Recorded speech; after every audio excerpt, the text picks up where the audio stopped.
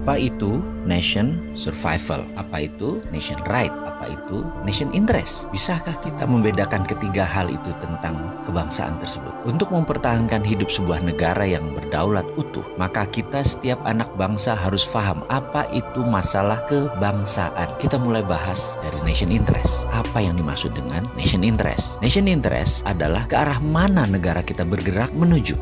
Sebentar, kita ini jangan-jangan ditanya nation itu apa, state itu apa, atau dalam bahasa Indonesia bangsa itu apa, negara itu apa, nggak ngerti ngebedainnya. Betul ya? Masih bingung? Kita bahas lebih dalam. Bangsa Indonesia itu jadi lebih dulu dari negara Indonesia. Bangsa Indonesia itu jadi lebih dahulu ketika Sumpah Pemuda tahun 1928 dengan mengatakan berbangsa satu, bangsa Indonesia. Maka sejak saat itu jadilah bangsa Indonesia. Sementara negaranya, negara Indonesia baru jadi setelah 17 Agustus 1945.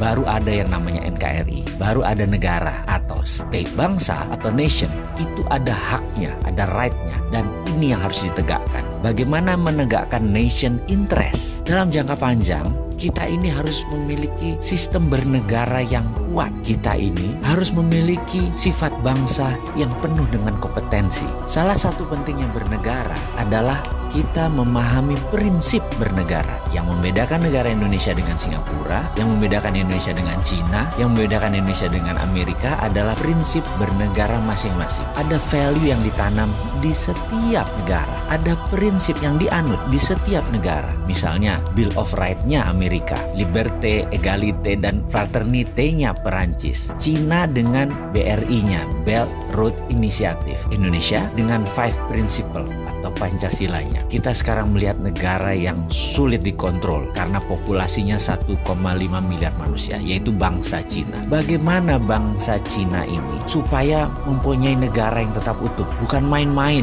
mengelola bangsa Cina ini. Negara Cina sangat serius mengurusi bangsa Cina. Juga demikian dengan Amerika. Ada 380 juta bangsa Amerika yang terdiri dari multi ras. Bukan suku loh, ras dan etnik. Ada 100 kali. Amerika adalah negara imigran. Indonesia rasnya sedikit. Ada Melanesia, Polinesia, dan Melayu. Jadi suku bangsanya kita banyak. Dan yang unik adalah 89% beragama Muslim. Sehingga Indonesia bisa dikatakan dengan 267 juta jiwa, 89%-nya adalah Muslim. Indonesia adalah negara Muslim terbesar di dunia. Jadi bagaimana membuat negara kita ini utuh terus sampai akhir zaman? Saya teringat sebuah sesi dikala saya masih aktif di sebuah lembaga negara urusan pertahanan. Kami diperlihatkan, ditontonkan film dokumenter yang sangat menarik. Film ini adalah bagaimana Cina membangun doktrin bernegara masuk ke bawah sadar anak-anak bangsa Cina. Diperlihatkan melalui kamera CCTV di video tersebut di sebuah tempat penitipan anak. Karena kala itu banyak sekali suami istri yang bekerja di Cina dan anak semata wayangnya dititipkan di tempat penitipan anak milik negara.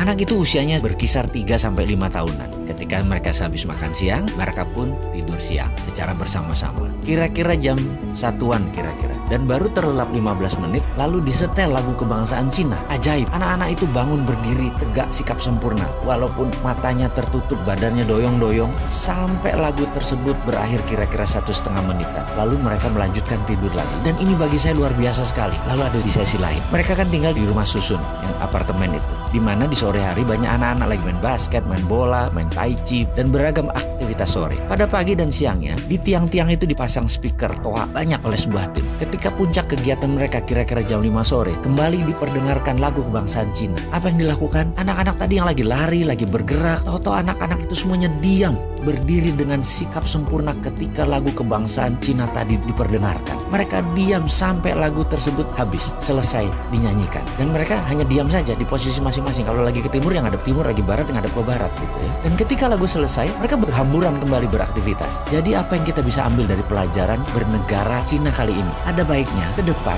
lagu Indonesia Raya yang dinyanyikan adalah stansa 2 atau 3 stansa sekaligus. Lalu setiap anak bangsa mendengar lagu Indonesia Raya dinyanyikan, berdiri sikap sempurna, tidak goyang, tegak gagah sampai lagu itu selesai. Inilah strategi survival of the nation. Keberlangsungan kehidupan berbangsa dan bernegara adalah perjuangan jangka panjang. Membentuk karakter ini kita harus membangun dengan semangat yang gigih militan, yaitu diawali dengan sikap sempurna mendengarkan lagu Indonesia Raya.